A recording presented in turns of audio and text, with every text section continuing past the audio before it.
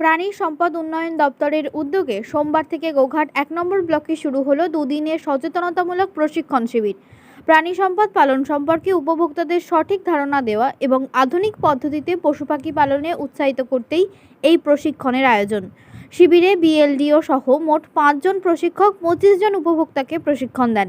হাঁস, মুরগি, গরু, ছাগল সহ বিভিন্ন পশু পাখির সঠিক জাত চেনা, উপযুক্ত আবাসস্থল তৈরি, খাদ্য ব্যবস্থাপনা, পুষ্টিগুণ এবং বিভিন্ন রোগ প্রতিরোধের উপায় নিয়ে বিস্তারিত আলোচনা করা হয়।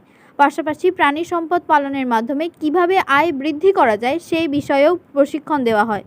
দপ্তর সূত্রে জানা গেছে, দুদিনের প্রশিক্ষণ শেষে অংশগ্রহণকারীদের মূল্যায়ন করা হবে। সেই মূল্যায়নের ভিত্তিতে প্রশিক্ষণের অংশগ্রহণকারীদের হাতে সার্টিফিকেট তুলে দেওয়া হবে। আমাকে উৎপাদন ঠিকঠাক করে পেতে হয়। আমরা গাই পুষছি তো দুধের জন্য, গোবরের জন্য তো গাই পুষিনি। তাহলে যদি সেই দুধ আমাকে ঠিকঠাক করে পেতে হয় সঠিকভাবে, তাহলে আমাকে ওই গাভীটির প্রতি যাতে পুষ্টিটা ঠিকঠাক করে হয়, কোথাও যাতে পুষ্টির অভাব না ঘটে, সেটা আমাকে আগে নিশ্চিত করতে হবে। পুষ্টি কোথা থেকে আসবে? পুষ্টি আসবে আমার যে বিভিন্ন ধরনের খাবার আছে, সেই খাবারগুলোর মাধ্যমেই আমাকে পুষ্টি নিতে হবে। কোনো ওষুধ দিয়ে বা ভ্যাকসিন করে তো আর পুষ্টি হবে না, ওগুলোতে রোগ জ্বালা নিয়ন্ত্রণ করা যাবে। কিন্তু যদি উৎপাদন ঠিকঠাক পেতে হয়, ধরুন আমার একটা গায়ের 10 লিটার দুধ দেওয়ার ক্ষমতা আছে, সেই 10 লিটার দুধ যদি আমাকে পেতে হয়, তাহলে তাকে সঠিকভাবে আমাকে খাবার দিতে হবে। আপনারা একটা কথা শুনে থাকবেন যে গাভীর মুখে দুধ, এই কথাটা বলে অনেকে গ্রামে গঞ্জে বলে দেখবেন, গাভীর মুখে দুধ। এই কথাটার মানে কি? তার মানে হচ্ছে যে আপনি তাকে যেমন যেমন খাবার দেবেন, সে তেমন তেমন তার ক্ষমতার মধ্যে তেমন তেমন দুধ দেবে। সুতরাং খাবারটা আমাকে ঠিকঠাক দিতে হবে। শুধুমাত্র দানা খাবারের উপরে ভিত্তি করে, যেগুলো বাজারে বিভিন্ন রকমের খাবার, যে বিভিন্ন কোম্পানির খাবার কিনতে পাওয়া যায়, বা আমি বাড়িতেও যদি বানিয়ে নিই, তাহলেও শুধু দানা খাবারের উপরে ভিত্তি করলে আমার কিন্তু পুষ্টি ঠিকঠাক হবে না। বিভিন্ন রকমের যে ভিটামিনগুলো আছে, বিভিন্ন ধরনের ভিটামিন আছে, সেইগুলো পেতে গেলে আমাকে কিন্তু সবুজ খাবারের উপরে নির্ভর করতে হবে। ওইখানেই ভিটামিনের সোর্স, ওইখান থেকেই ভিটামিন আসবে। তাহলে বিভিন্ন রকমের মিনারেল যেগুলো সহজাতভাবে আসবে ওখান থেকে। সুতরাং ওই সবুজ গোখাদ্য বাদ দিলে, শুধুমাত্র যদি আমি দানা খাবারের উপরে ভিত্তি করে গবাদি প্রাণী চাষ করতে চাই, তাহলে আমি কিন্তু লাভের মুখ দেখতে পারবো না। কারণ দানা জাতীয় খাবারের দাম প্রচুর, তা সবুজ গোখাদ্যের উপরে আমাকে নির্ভর করতে হবে। তাহলে সবুজ গোখাদ্য আমাকে কীভাবে পেতে হবে? এখন তো আর অত চারণভূমি নেই যেখানে আমি গরু ছেড়ে দেবো বা ছাগল ছেড়ে দেবো, সেখানে গিয়ে ঘাস খাবে। সেই চারণভূমি আমার নেই অতটা। সুতরাং যদি আমাকে পেতে, আর কিনে কোথা থেকে কিনবো? ঘাস কোথায় আছে? এখন তো সবই চাষ হচ্ছে, 12 মাস ধরে চাষ হচ্ছে বিভিন্ন রকমের ফসল। তাহলে পড়তি জমি তো থাকছে না যে যেখানে ঘাস হবে সেইখানে ঘাস কেটে নিয়ে এসে আমি খাওয়াবো। তাহলে এইভাবে আমি কিন্তু সবুজ গোখাদ্যের চাহিদা মেটাতে পারবো না।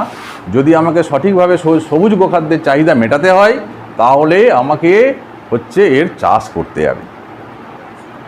গরু বাদ দিয়ে, মানে গরু চাষ তো আমি করছি, আমার মূল উদ্দেশ্য দুধ উৎপাদন, গাভী পালন।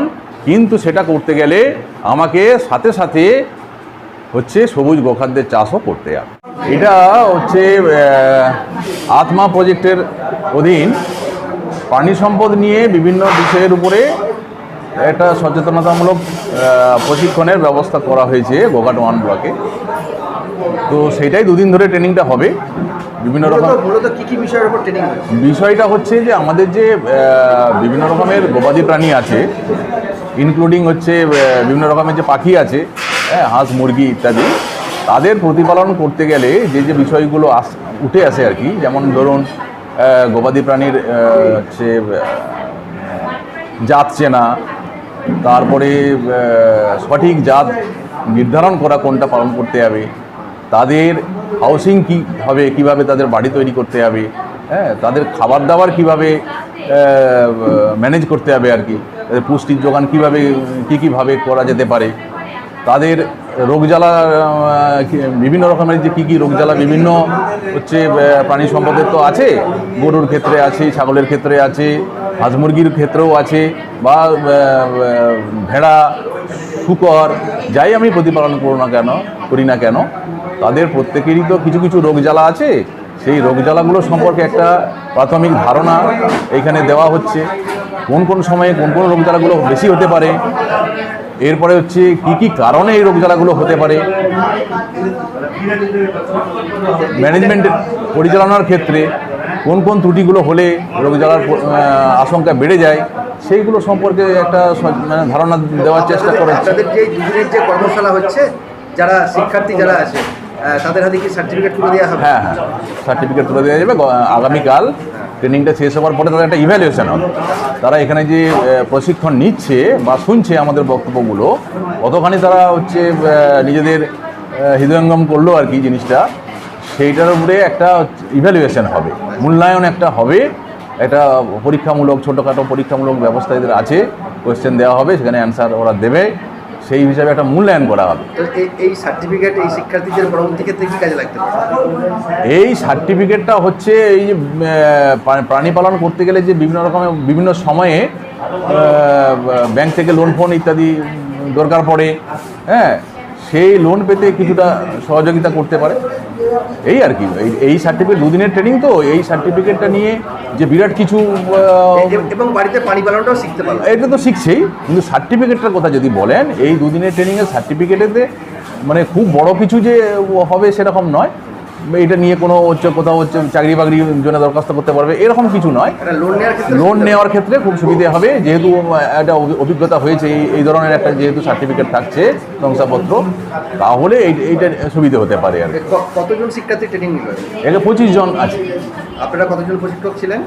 আমরা চারজন প্রশিক্ষক আছি, দুদিনেই আমরা দেব প্রশিক্ষণ। তার সঙ্গে বিএলও সাহেব তো আছেন এখানে, যিনি বোকাট ওয়ানের যিনি বিএলও সাহেব আছেন উনি তো থাকছেনই, তাহলে সব মিলিয়ে আমরা 5 জন আছি। হ্যাঁ, 5 জন আমরা বিভিন্ন বিষয়ের উপরে এদেরকে কিছু হচ্ছে বিষয় জানানোর চেষ্টা করছি আর কি। হাতে কলমে শেখার কোনো ব্যবস্থা আছে? এই ট্রেনিংটাতে হাতে কলমে শেখার কোনো ব্যবস্থা নেই। হ্যাঁ, প্র্যাকটিক্যাল যেটা বিষয় সেটা এই ট্রেনিংয়ের মধ্যে নেই, সেইটা হতে গেলে 7 দিন বা 10 দিনের এরকম একটা ট্রেনিং প্রোগ্রামের ব্যবস্থা আছে, মাঝে মাঝে হয়, সেটা দরকার পড়ে আর কি। অসংখ্য ধন্যবাদ আপনাকে। আপনার নাম এবং পরিচয়? আমার নাম ডক্টর সুকুমার চ্যাটার্জি, আমি হচ্ছে একজন অবসরপ্রাপ্ত ভেটেরিনারি অফিসার। পূর্ব বর্ধমান জেলাতে আমার পোস্টিং ছিল লাস্টে। আমি আরামবাগেও আমার পোস্টিং ছিল, বাড়ি আরামবাগেই। নিউনুর সোফা সেন্টার, এখানে সমস্ত রকম সোফা পাইকারি ও রিটেলে বিক্রয় করা হয়। সমস্ত সোফা নিজস্ব কারখানায় তৈরি করা হয়। প্রোপাইটার হানিফ হোসেন খাঁ ও রুহুল হোসেন খাঁ, বড়ডোঙ্গল হাটতলা সিনেমা হলের সন্নিকটে, হুগলি। যোগাযোগ 7797170093 এবং 9382003105। এবার হাতের কাছেই মিলবে অত্যাধুনিক ও নির্ভরযোগ্য স্বাস্থ্য পরিষেবা। আরামবাগ, খানাকুল ও পরশুরা থানা এলাকার মানুষদের জন্য এক বড় সুখবর। খানাকুলের সেকেন্দারপুরে গড়ে উঠেছে একটি আধুনিক ও সুসজ্জিত nursing home, lifeline health care. Director Sanjay Palu. এই নার্সিংহোমে রয়েছে 24 ঘন্টা রোগী দেখানোর ও ভর্তি করার সুব্যবস্থা। সঙ্গে রয়েছে বিনামূল্যে অ্যাম্বুলেন্স পরিষেবা। অভিজ্ঞ পরিষেবা ও যত্নশীল ব্যবস্থাপনায় আপনার সুস্থতার নির্ভরযোগ্য ঠিকানা লাইফলাইন হেলথ কেয়ার। যোগাযোগ 9735481158 7432984404।